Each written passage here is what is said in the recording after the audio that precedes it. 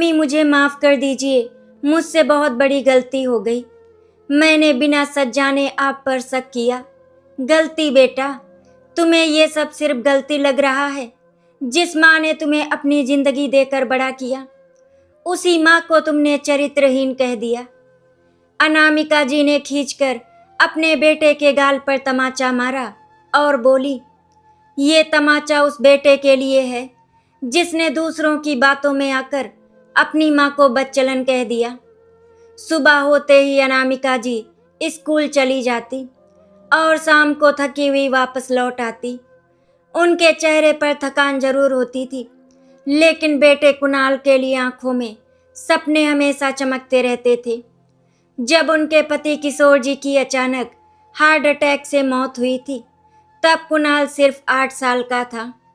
उस दिन के बाद अनामिका जी ने खुद को पूरी तरह अपने बेटे के लिए समर्पित कर दिया। रिश्तेदारों ने दूसरी शादी की सलाह दी, लेकिन उन्होंने साफ मना कर दिया।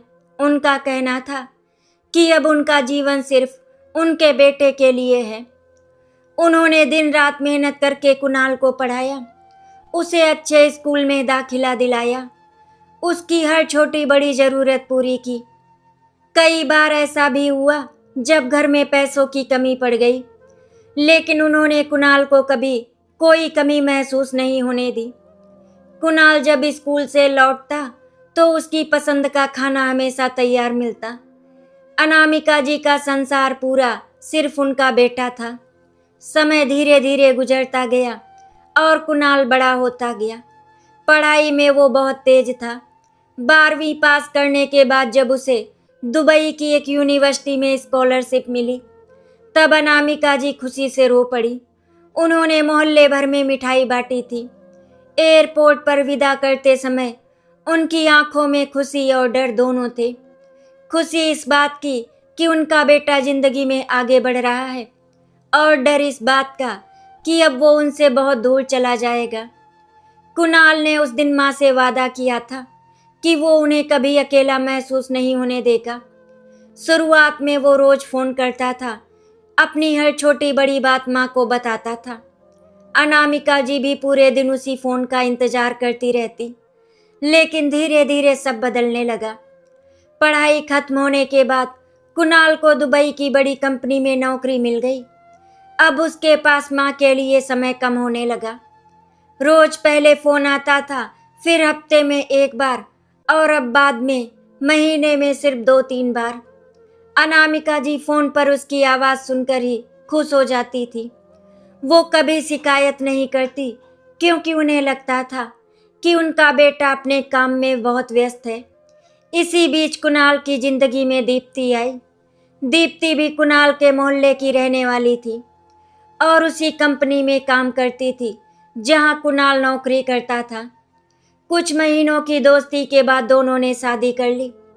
अनामिका जी को जब ये खबर मिली तो उन्हें थोड़ा दुख जरूर हुआ कि बेटे ने बिना उनसे पूछे इतना बड़ा फैसला कर लिया, लेकिन उन्होंने अपना दुख छुपाकर बेटे को आशीर्वाद दिया।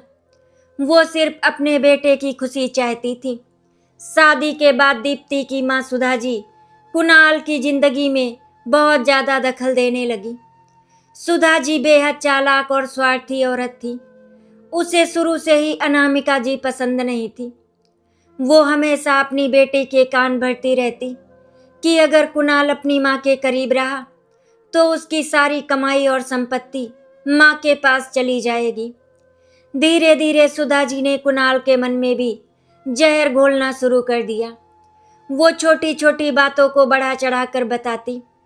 अगर अनामिका जी किसी दिन पड़ोसी से हंसकर बात कर लेती तो सुधा जी उसे गलत रूप देकर पेश करती।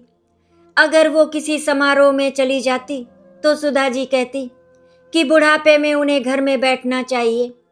दीप्ति भी अपनी माँ की बातों में आकर धीरे धीरे अनामिका जी से दूरी बनाने लगी। उधर अनामिका जी की जिंदगी और ज़्यादा अकेली होती जा रही थी। स्कूल से लौटने के बाद पूरा घर उन्हें काटने को दौड़ता था।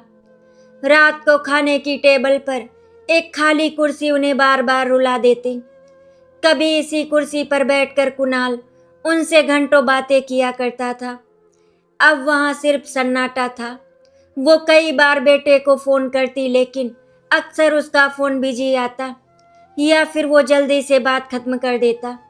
अनामिका जी समझ जाती थी कि उनका बेटा अब उनसे दूर होता जा रहा है, लेकिन एक माँ आखिर कब तक अपने दिल को समझाती। वो रात में बेटे की बचपन की तस्वीरें देखकर रोती रहती। कई बार उनका मन करता कि सब कुछ छोड़कर दुबई चली जाए, लेकिन फिर सोचती कि कहीं बेटे की जिंदगी में बोझ ना बन जाए। एक दिन अचानक अनामिका जी की तबीयत बहुत खराब हो गई। तेज बुखार और कमजोरी की वजह से वो ठीक से चल भी नहीं पा रही थी। कांपते हाथों से उन्होंने कुणाल को फोन किया। उनकी आवाज बेहद कमजोर थी। उन्होंने सिर्फ इतना कहा, बेटा अगर कुछ दिनों के लिए आ जाता तो अच्छा लगता, तबीयत बहुत ज्यादा खराब है। लेकिन दूसरी तरफ से कुणाल की आवाज में झुंझलाहट थी।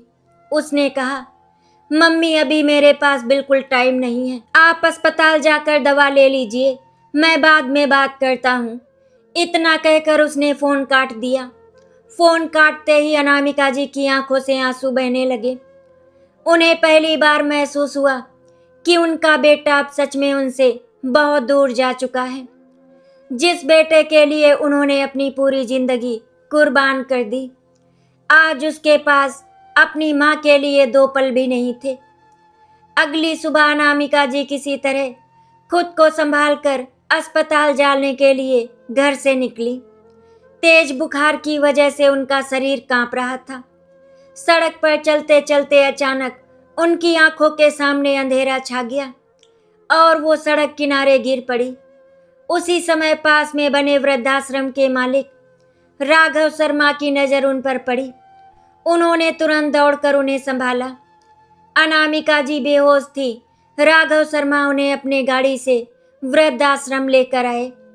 वहां रहने वाली महिलाओं ने तुरंत उनकी सेवा शुरू कर दी। किसी ने पानी के छींटे मारे तो किसी ने माथे पर ठंडी पट्टी रखी। थोड़ी देर बाद जब अनामिका जी को होश आया तो उनकी आंखों में डर और कमजोरी साफ दिखाई दे रही थी। राघव शर्मा ने बहुत नरमी से कहा, घबराइए मत, अब आप सुरक्षित हैं। उस वृद्धाश्रम में रहने वाले लोग खुद जिंदगी से टूटे हुए थे, लेकिन फिर भी उनके दिलों में दूसरों के लिए अपनापन बचा हुआ था। वहां की महिलाएं अनामिका जी का ऐसे ख्याल रख रही थी जैसे वो उनकी अपनी बहन हो। अगले दिन राघव शर्मा उन्हें अस्पताल लेकर गए।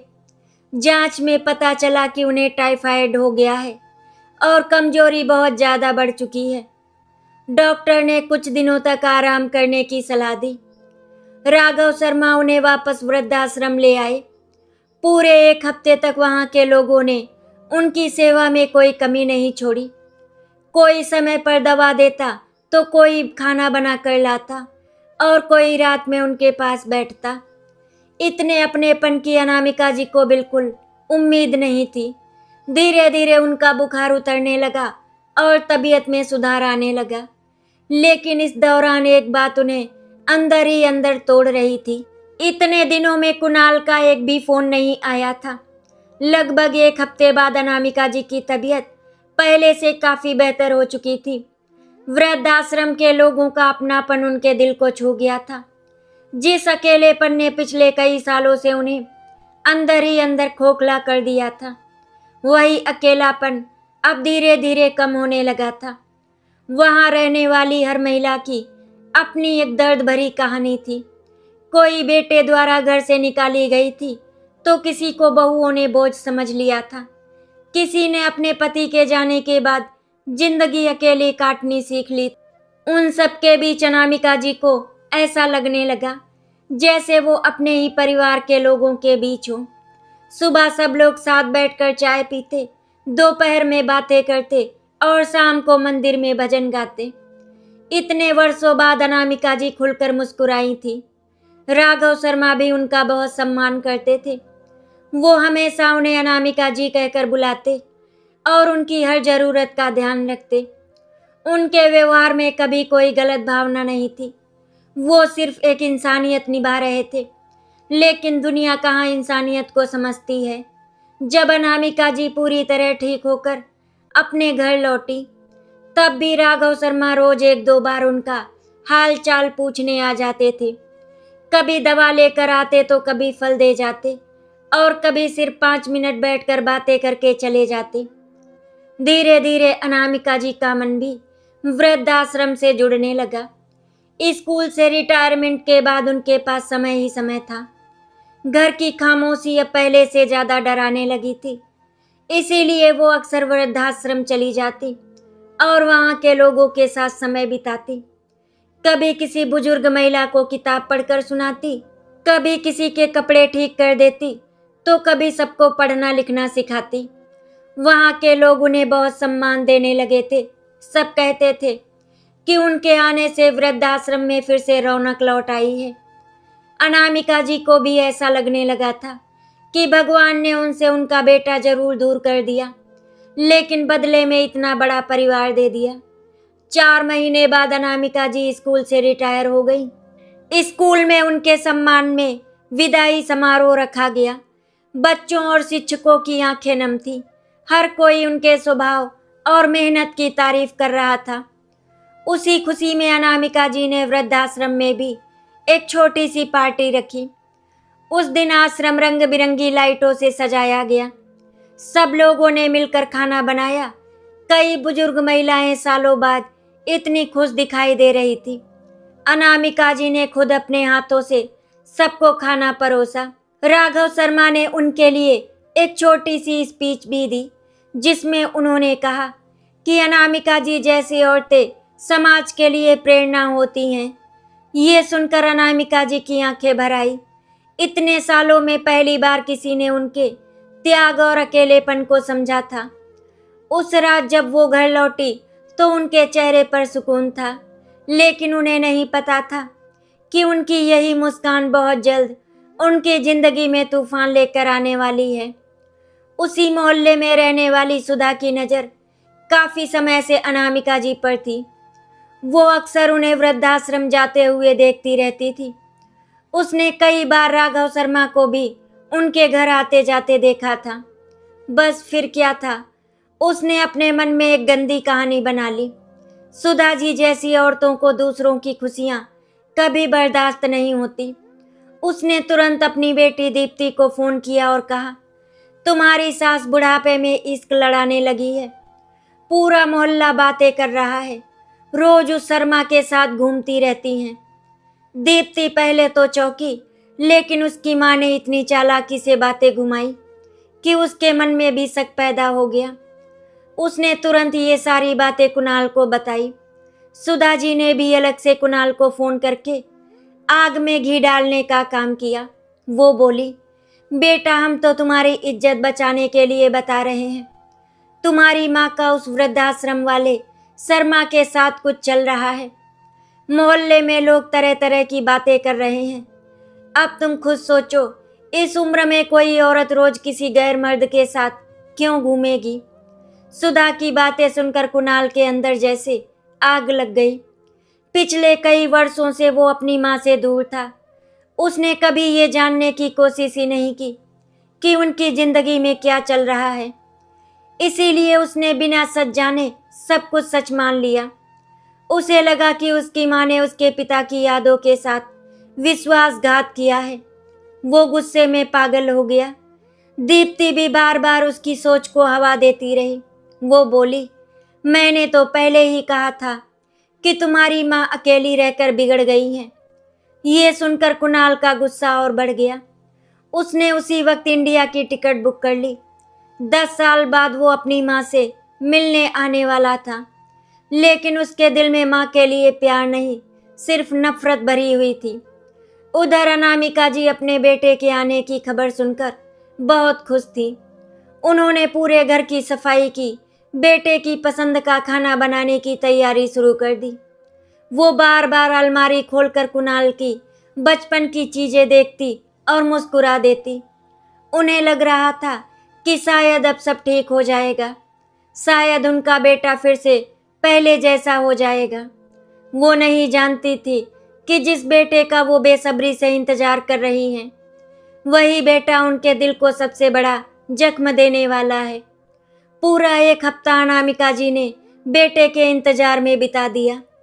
जिस दिन कुणाल आने वाला था, उस सुबह उन्होंने मंदिर जाकर भगवान से प्रार्थना की कि उनका परिवार फिर से जुड़ जाए, लेकिन किस्मत ने उनके लिए कुछ और ही तय कर रखा था। शाम होते होते घर के बाहर गाड़ी रुकी। अनामिका जी खुशी से दरवाजे की तरफ दौड़ी। उन्होंने जैसे ही दरवाजा खोला, सामने कुणाल और दीप्ति खड़े थे। बेटे को 10 साल बाद सामने देखकर उनकी आंखें खुशी से भर आई, लेकिन अगले ही पल उन्होंने कुणाल की आंखों में ऐसी नफरत देखी कि उनका दिल कांप उठा। दरवाजा खुलते ही अनामिका जी की आंखें खुशी से भर आई थी। 10 साल बाद उनका बेटा उनके सामने खड़ा था। उनका मन किया कि वो तुरंत उसे गले से लगा ले, उसके माथे को चूम ले और भगवान का शुक्रिया अदा करे कि आखिर उनका बेटा घर लौट आया। लेकिन अगले ही पल उन्होंने कुणाल की आंखों में ऐसी नफरत देखी कि उनके कदम वहीं रुक गए। कुणाल बिना कुछ बोले तेजी से घर के अंदर घुस गया। उसने अपना बैग जोर से जमीन पर फेंका। अनामिका जी अभी कुछ समझ ही नहीं पाई कि अचानक कुणाल ने उनका हाथ पकड़कर जोर से खींचा और उनके गाल पर एक जोरदार तमाचा मार दिया। तमाचे की आवाज पूरे घर में गूंज उठी। अनामिका जी लड़खड़ाकर जमीन पर गिर पड़ी। कुछ पल के लिए उनकी आंखों के सामने अंधेरा छा गया। उनके कान सुन्न पड़ गए थे।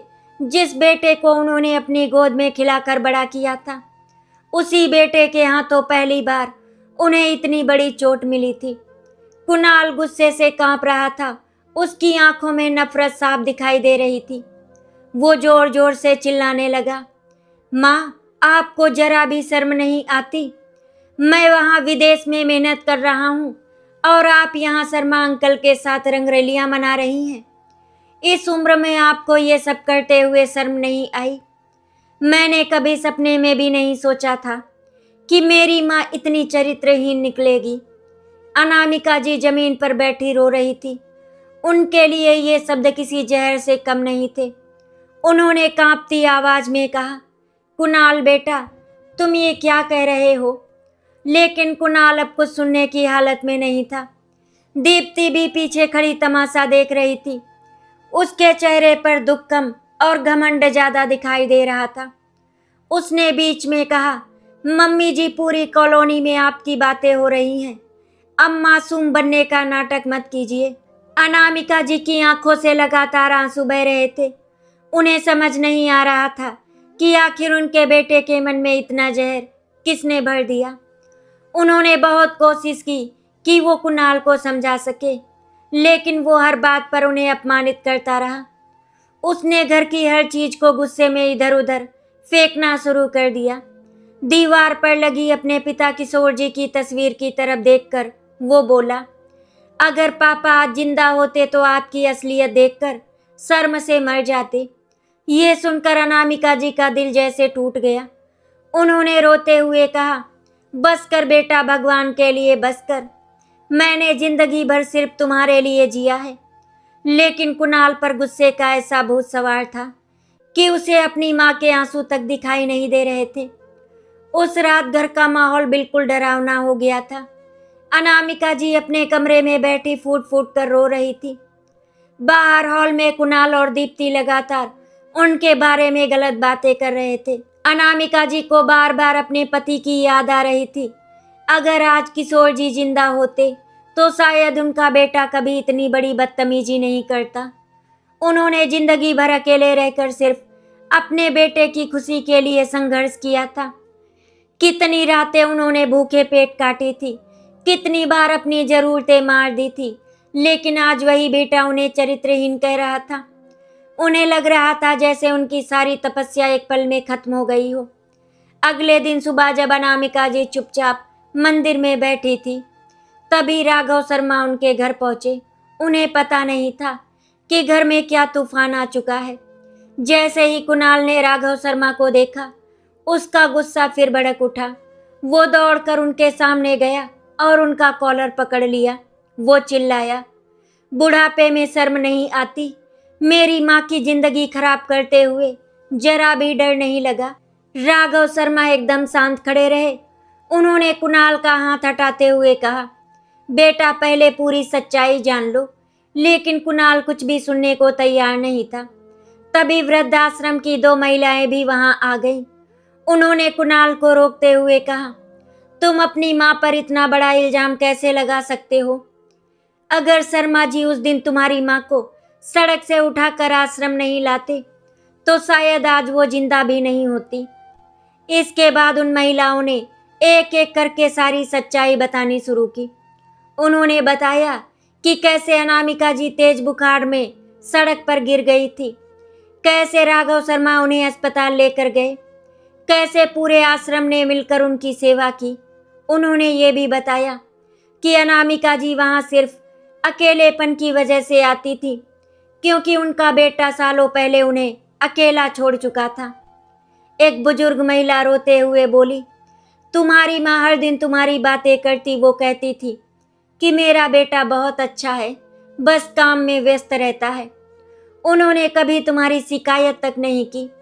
ये सुनकर कुणाल का चेहरा धीरे धीरे उतरने लगा। उसके अंदर का गुस्सा अब डर में बदलने लगा था। तभी राघव शर्मा अंदर गए और एक फाइल लेकर बाहर आए। उसमें अस्पताल की रिपोर्ट्स, दवाइयों की पर्चियां और बिल थे। उन्होंने सारी फाइल कुणाल के हाथ में रखते हुए कहा, ये है तुम्हारी माँ की सच्चाई। जिस समय उन्हें तुम्हारी सबसे ज्यादा जरूरत थी उस समय तुमने फोन तक नहीं उठाया, तब हमने सिर्फ इंसानियत निभाई थी। कुणाल के हाथ कांपने लगे। उसे याद आया कि जिस दिन माँ ने उसे फोन किया था उसने कितनी बेरुखी से बात काट दी थी। उसकी आंखों के सामने माँ का रोता हुआ चेहरा घूमने लगा। पहली बार उसे एहसास हुआ कि उसने कितना बड़ा पाप कर दिया है। अनामिका जी अब तक चुप खड़ी थी। उनकी आंखों में दर्द साफ दिखाई दे रहा था। उन्होंने धीरे से कहा, कुणाल, अगर तुम्हें अपनी माँ पर शक था तो एक बार मुझसे पूछ तो लेते। तुमने बिना सच जाने मुझे इतना बड़ा कलंक दे दिया। ये सुनते ही कुणाल की आंखों से आंसू बहने लगे। उसे लगने लगा जैसे उसके पैरों तले जमीन खिसक गई हो।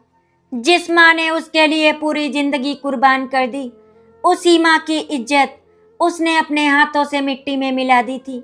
सच्चाई सामने आने के बाद घर में एक अजीब सी खामोशी फैल गई। कुछ देर पहले तक जो कुणाल अपनी माँ पर चिल्ला रहा था, वही अब सिर झुकाकर खड़ा था। उसके हाथ कांप रहे थे, आंखों से लगातार आंसू बह रहे थे। उसे अपने हर शब्द पर शर्म आ रही थी।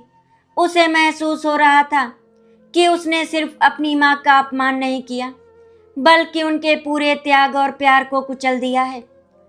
अनामिका जी की आंखों में आंसू जरूर थे, लेकिन अब उन आंसुओं में दर्द के साथ एक कठोर फैसला भी दिखाई दे रहा था।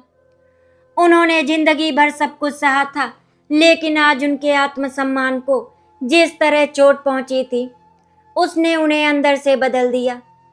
कुणाल धीरे धीरे अपनी माँ के पास आया। वो उनके पैरों में गिर पड़ा और जोर जोर से रोने लगा। कांपती आवाज में वो बोला, मम्मी, मुझे माफ कर दीजिए, मुझसे बहुत बड़ी गलती हो गई। मैंने बिना सच जाने आप पर शक किया। मैं बहुत बुरा बेटा हूँ मम्मी, मुझे सजा दीजिए, लेकिन मुझसे बात करना बंद मत कीजिए। ये कहते हुए वो बच्चों की तरह रोने लगा। दीप्ति भी अब डर चुकी थी।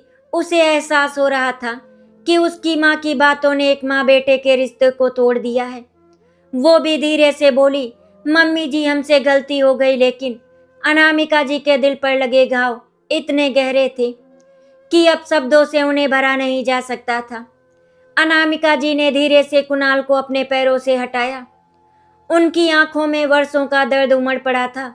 उन्होंने भारी आवाज में कहा, गलती? तुम्हें ये सब सिर्फ गलती लग रहा है बेटा। जिस माँ ने तुम्हें अपनी जिंदगी देकर बड़ा किया, उसी माँ को तुमने चरित्रहीन कह दिया।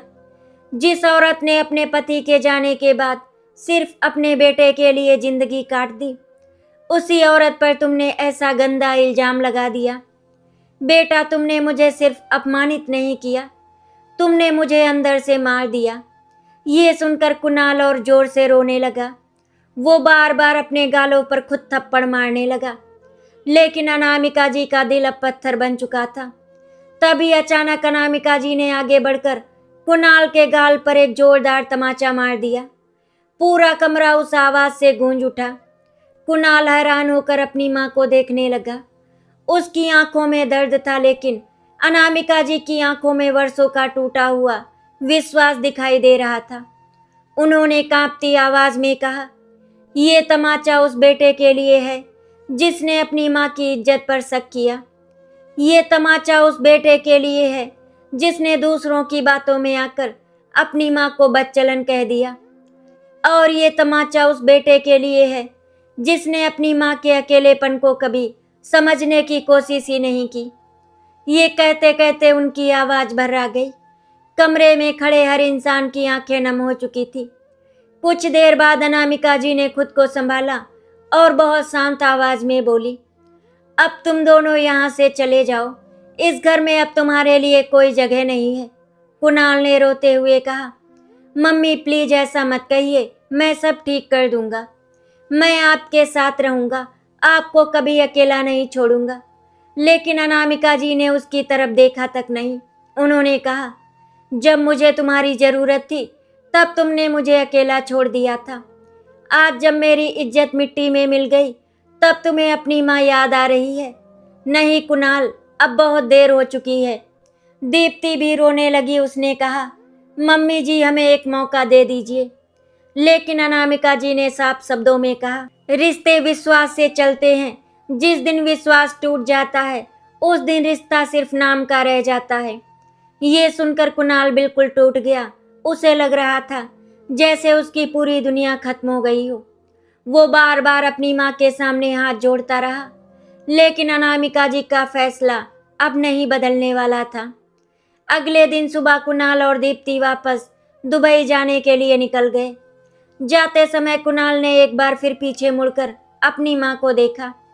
अनामिका जी दरवाजे पर खड़ी जरूर थी, लेकिन उनके चेहरे पर कोई भाव नहीं था। उनके अंदर का माँ वाला हिस्सा शायद अब पूरी तरह टूट चुका था। गाड़ी धीरे धीरे आंखों से ओझल हो गई और अनामिका जी चुपचाप अंदर चली गई।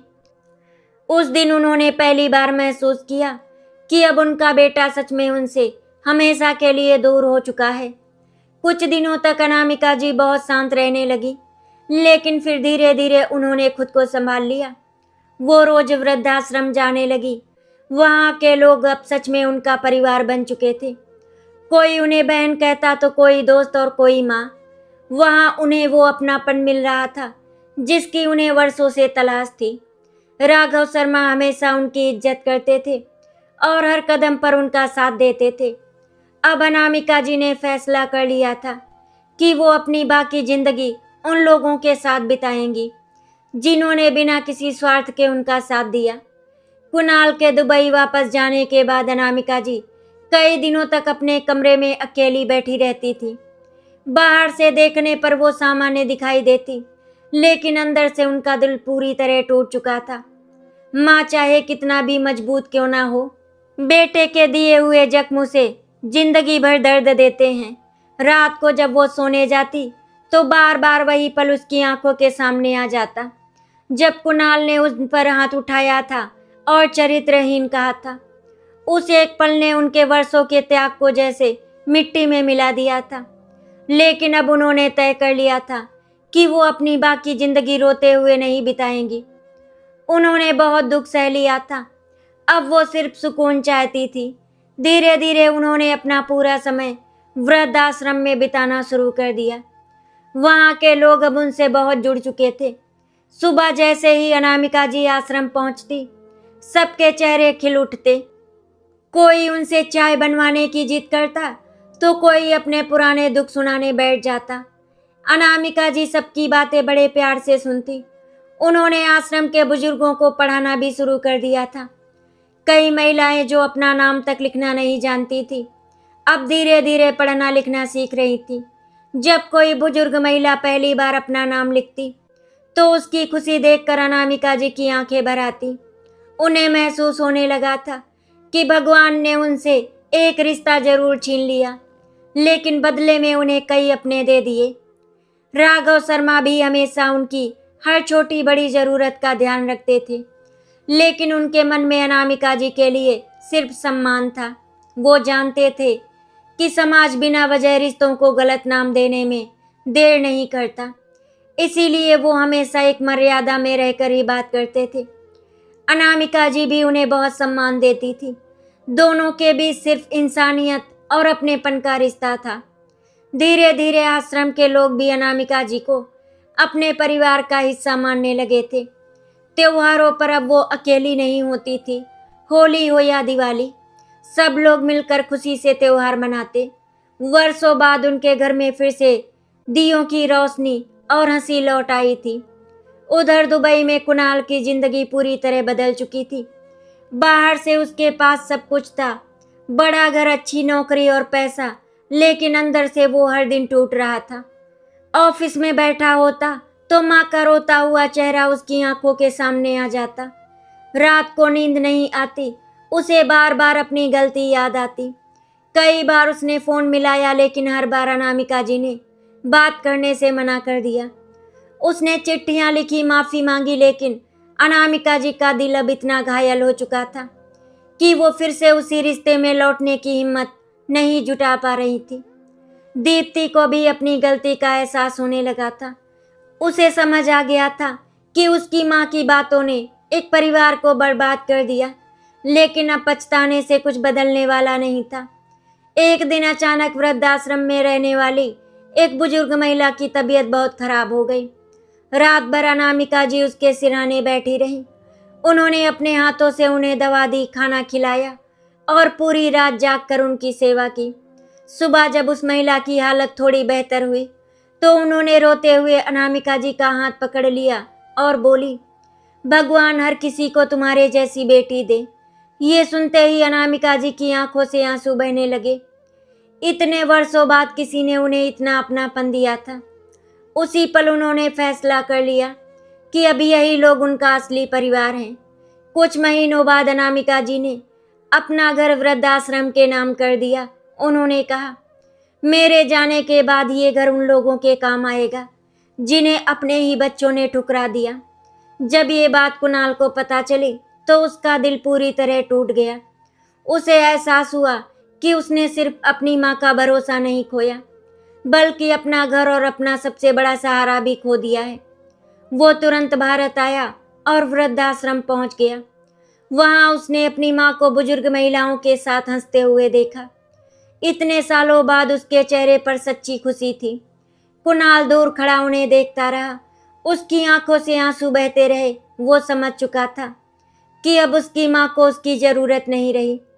कुणाल धीरे धीरे अनामिका जी के पास आया। उसने कांपते हाथों से माँ के पैर छुए और रोते हुए बोला, मम्मी, मैं जिंदगी भर अपनी गलती का बोझ उठाऊंगा। अगर हो सके तो मुझे माफ कर दीजिए। अनामिका जी कुछ पल चुप रही। उन्होंने बेटे की तरफ देखा। उनकी आंखों में अब गुस्सा नहीं था, सिर्फ गहरा दर्द और थकान थी। उन्होंने धीरे से कहा, कुणाल, माँ अपने बच्चों से नफरत नहीं कर सकती। मैंने तुम्हें माफ कर दिया, लेकिन जो विश्वास टूट जाता है वो दोबारा पहले जैसा नहीं होता। ये सुनते ही कुणाल फूट फूट कर रो पड़ा। उस दिन के बाद कुणाल वापस दुबई लौट गया, लेकिन अब वो पहले जैसा इंसान नहीं रहा। उसने सीख लिया था कि दूसरों की बातों में आकर कभी अपने रिश्तों पर शक नहीं करना चाहिए। उधर अनामिका जी वृद्धाश्रम के लोगों के साथ खुशी खुशी अपनी जिंदगी बिताने लगी। वहां अब उन्हें अकेलापन नहीं सताता था। जिन लोगों को दुनिया ने ठुकरा दिया था वही लोग अब उनका परिवार बन चुके थे। और अनामिका जी ने आखिरकार समझ लिया था कि खून का रिश्ता ही हमेशा अपना नहीं होता। कभी कभी अपनापन वहां मिलता है जहां कोई रिश्ता ही नहीं होता। अनामिका जी ने ये साबित कर दिया कि एक औरत सब कुछ बर्दाश्त कर सकती है, लेकिन जब बात उसके कैरेक्टर पर आती है तो फिर वो अपने बेटे को भी माफ नहीं कर सकती। आशा करती हूँ आपको हमारी कहानी अच्छी लगी होगी। अगर आपको हमारी कहानी अच्छी लगी तो वीडियो को लाइक एंड शेयर करें, चैनल को सब्सक्राइब करें। वीडियो देखने के लिए आप सभी का बहुत बहुत धन्यवाद।